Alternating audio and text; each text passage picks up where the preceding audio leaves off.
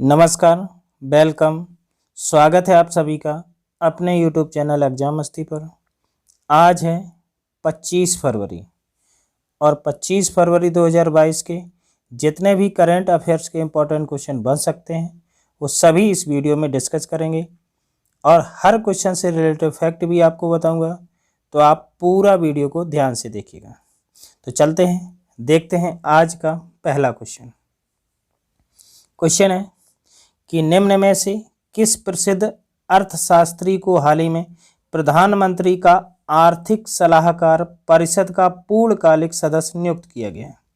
Question क्या है, किस प्रसिद्ध अर्थशास्त्री को हाल ही में प्रधानमंत्री का आर्थिक सलाहकार परिषद का पूर्णकालिक सदस्य नियुक्त किया गया।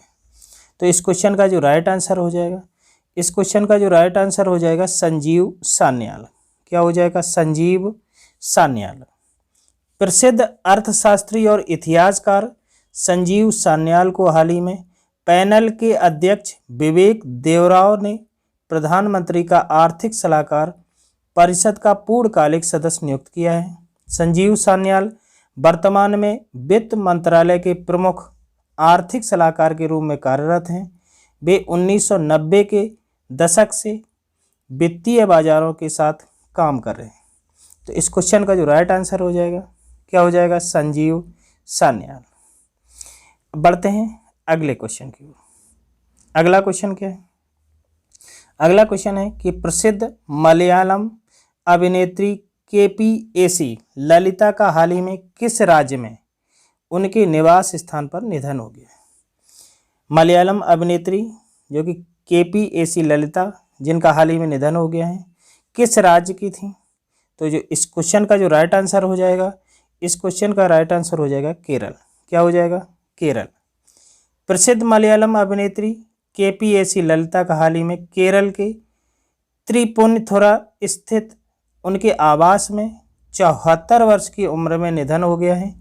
उनका जन्म 25 फरवरी 1948 को कायमकुलम में हुआ था। बचपन से उनका नाम माहेश्वरी अम्मा था।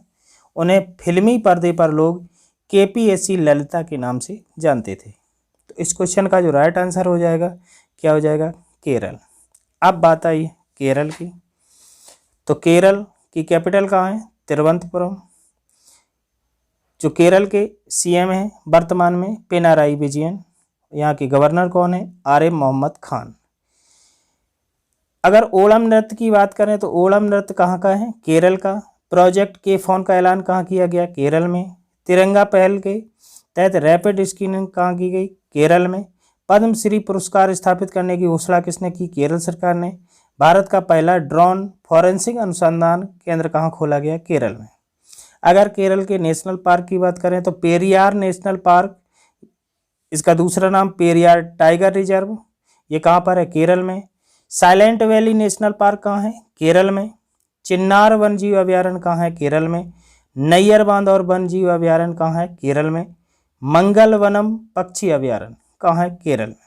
तो केरल के बारे में इतने इंपॉर्टेंट फैक्ट तो आपको आने चाहिए। चलिए देखते हैं अगला क्वेश्चन। अगला क्वेश्चन क्या है? अगला क्वेश्चन है कि ऋचा घोष ने हाल ही में किस क्रिकेट फॉर्मेट में सबसे तेज अर्धशतक लगाने वाली भारतीय महिला खिलाड़ी बन गई? कौन? ऋचा घोष। पूछा गया है किस क्रिकेट फॉर्मेट में इन जो है अर्धशतक लगाने वाली पहली महिला खिलाड़ी बनी है। तो ये फॉर्मेट का नाम क्या है? तो क्वेश्चन का जो राइट आंसर हो जाएगा वनडे। क्या हो जाएगा? वनडे फॉर्मेट में। भारतीय महिला टीम की विकेट कीपर बल्लेबाज ऋचा घोष हाल ही में वनडे मैच में 26 गेंदों में अपना अर्धशतक बनाकर सबसे तेज अर्धशतक लगाने वाली भारतीय महिला खिलाड़ी बन गई हैं। उन्होंने वेदा कृष्णमूर्ति का रिकॉर्ड तोड़ा, जिन्होंने 32 गेंदों में अर्धशतक लगाया था, जबकि इससे पहले भारत की तरफ से सबसे तेज अर्धशतक का रिकॉर्ड रूमेली धर के नाम था।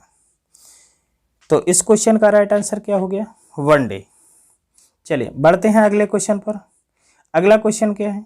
अगला क्वेश्चन है कि अमेरिकी अंतरिक्ष एजेंसी नासा ने हाल ही में किस वर्ष में अंतर्राष्ट्रीय अंतरिक्ष स्टेशन को आधिकारिक तौर पर बंद करने की योजना की घोषणा की है?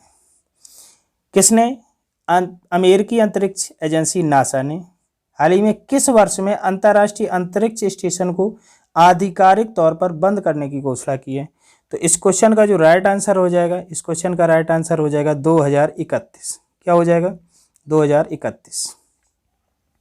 अमेरिकी अंतरिक्ष एजेंसी नासा ने हाल ही में 2031 में अंतर्राष्ट्रीय अंतरिक्ष स्टेशन को आधिकारिक तौर पर बंद करने की योजना की घोषणा की है।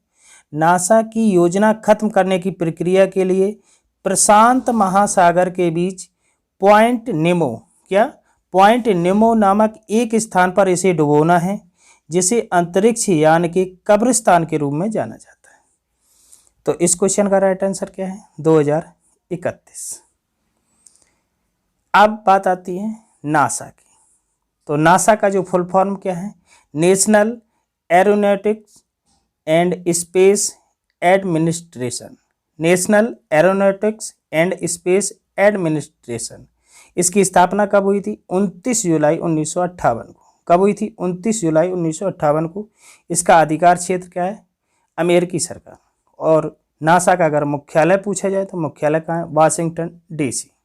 तो नासा के बारे में इतने इंपॉर्टेंट फैक्ट तो आपको आने चाहिए। बढ़ते हैं अगले क्वेश्चन की ओर। अगला क्वेश्चन क्या है? अगला क्वेश्चन है कि हिमालय जड़ी बूटियों के संरक्षण में अपना योगदान के लिए किस राज्य में पहले जैव विविधता पार्क की स्थापना की गई है? क्वेश्चन क्या है? हिमालय जड़ी बूटियों के संरक्षण में अपने योगदान के लिए किस राज्य में पहले जैव विविधता पार्क की स्थापना की गई? तो इस क्वेश्चन का जो राइट आंसर हो जाएगा, इस क्वेश्चन का राइट आंसर क्या हो जाएगा? हिमाचल प्रदेश। क्या हो जाएगा? हिमाचल प्रदेश। हिमाचल प्रदेश में हिमालयी जड़ी बूटियों के संरक्षण में अपना योगदान के लिए पहले जैव विविधता पार्क की स्थापना की गई है, जिसे 1 करोड़ रुपए की लागत से राष्ट्रीय हिमालय अध्ययन मिशन के तहत स्थापित किया गया है। इस पार्क का उद्देश्य हिमालय में पाए जाने वाले विभिन्न औषधीय जड़ी बूटियों की गहन खोज करना है। तो इस क्वेश्चन का राइट आंसर क्या है? हिमाचल प्रदेश। अब बात आती है हिमाचल प्रदेश की। तो हिमाचल प्रदेश की कैपिटल कहाँ है? शिमला, जो कि ग्रीस में, और सीट कहाँ है? धर्मशाला। अगर हिमाचल प्रदेश की सीएम की बात करें तो सीएम कौन है? जयराम ठाकुर। हिमाचल प्रदेश के गवर्नर कौन है? राजेंद्र विश्वनाथ आर्लेकर। गोविंद सागर झील हिमाचल प्रदेश की सबसे बड़ी कृत्रिम झील है। गोविंद सागर जो है झील हिमाचल प्रदेश की सबसे बड़ी कृत्रिम झील है। सिरमौर जिले में हिमाचल प्रदेश की यह सबसे बड़ी झील समुद्र तल से 672 मीटर की ऊंचाई पर है। कौन? रेणुका झील। अगर राष्ट्रीय उद्यान की बात करें तो पिन घाटी राष्ट्रीय उद्यान कहाँ है? हिमाचल प्रदेश में। कालाटोप वन्यजीव अभयारण्य कहाँ है? हिमाचल प्रदेश में।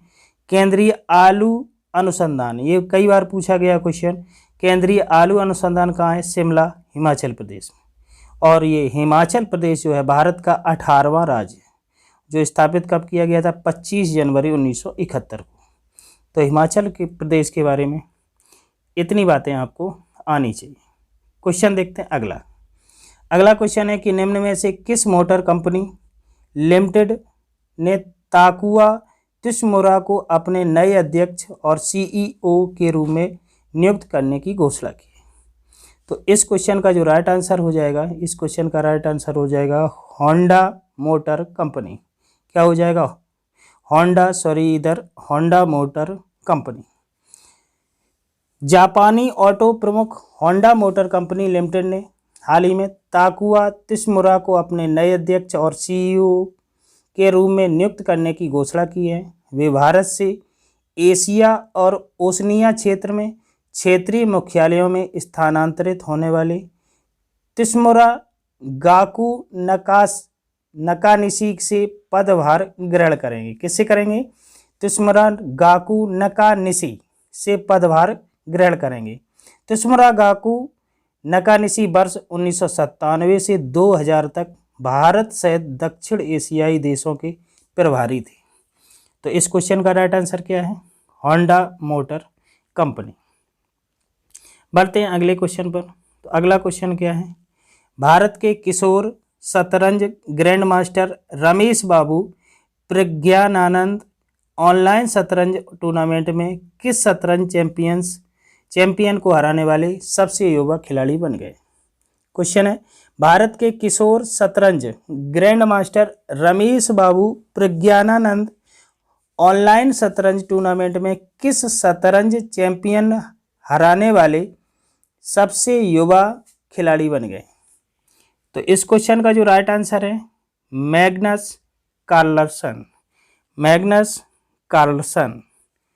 भारत के किशोर शतरंज ग्रैंड मास्टर रमेश बाबू प्रज्ञानानंद हाल ही में एक ऑनलाइन शतरंज टूर्नामेंट में विश्व के नंबर 1 मैग्नस कार्लसन को हराने वाले सबसे युवा खिलाड़ी बन गए। वे विश्वनाथन आनंद और पेंटाला हरिकृष्णा के अलावा मैग्नस कार्लसन के खिलाफ जीतने वाले तीसरे भारतीय ग्रैंड मास्टर भी हैं। तो इस क्वेश्चन का राइट आंसर क्या है, मैग्नस कार्लसन। अगले क्वेश्चन को देखते हैं। अगला क्वेश्चन है, भारत और किस देश ने हाल ही में नीली अर्थव्यवस्था और महासागर शासन का एक रोड मैप पर हस्ताक्षर किए। क्वेश्चन है, भारत और किस देश ने हाल ही में नीली अर्थव्यवस्था और महासागर शासन एक रोड मैप पर हस्ताक्षर किए। तो इस क्वेश्चन का राइट आंसर क्या है, इस क्वेश्चन का राइट आंसर है फ्रांस। क्या हो जाएगा, फ्रांस। भारत और फ्रांस ने हाल ही में नीली अर्थव्यवस्था और महासागर शासन पर अपने द्विपक्षीय आदान प्रदान को बढ़ाने के लिए एक रोड मैप पर हस्ताक्षर किए। इस साझेदारी से महासागरों की बेहतर समझ के लिए समुद्री विज्ञान अनुसंधान में सहयोग की संभावनाओं का पता लगाने में मदद करेगी। तो इस क्वेश्चन का राइट आंसर क्या है, फ्रांस। अगले क्वेश्चन को देखते हैं। अगला क्वेश्चन है कि निम्न में से किस देश ने हाल ही में अपनी पहली हाइड्रोजन से चलने वाली ट्रेन लॉन्च की है। किस देश ने हाल ही में अपनी पहली हाइड्रोजन से चलने वाली ट्रेन लॉन्च की है। तो इस क्वेश्चन का राइट आंसर है जापान। क्या है, जापान। जापान ने हाल ही में अपनी पहली हाइड्रोजन से चलने वाली ट्रेन लॉन्च की है, जिसका मार्च में परीक्षण किया जाएगा। कब किया जाएगा, मार्च में। हाइबारी नाम की 2 कारों वाली इस ट्रेन की कीमत 35 मिलियन अमेरिकी डॉलर या 4 बिलियन येन से अधिक है। इस ट्रेन को पूर्वी जापान रेलवे ने हिताची और टोयोटो मोटर कॉरपोरेशन के सहयोग से विकसित किया है। किसके सहयोग से, हिताची और टोयोटो मोटर कॉरपोरेशन के सहयोग से इसे विकसित किया गया है। तो इस क्वेश्चन का राइट आंसर क्या है, जापान। क्या है, जापान। अब बात आती है जापान की। तो जापान की कैपिटल कहाँ है, टोक्यो। जापान की कैपिटल टोक्यो। यहाँ के पीएम कौन है, फूमियो किशिदा। कौन है, फूमियो किशिदा। और यहाँ के प्रेसिडेंट कौन है, शिंजो अबे। अगर जापान की मुद्रा की बात करें तो येन। और जापान की संसद का नाम क्या है, डाइट। जापान के निचली सदन को प्रतिनिधि सभा और ऊपरी सदन को पार्षद सभा कहते हैं। तो इस क्वेश्चन के बारे में इतने इंपॉर्टेंट फैक्ट तो आपको आने चाहिए। ये क्लास आपको कैसा लगा कमेंट करके ज़रूर बताइएगा। यदि अच्छा लगा हो तो वीडियो को लाइक व चैनल को सब्सक्राइब अवश्य कर लें, ताकि आने वाली वीडियो की नोटिफिकेशन आपको मिलती रहे। मिलते हैं अगली क्लास में एक बार फिर कल सुबह। तब तक के लिए जय हिंद, वंदे मातरम।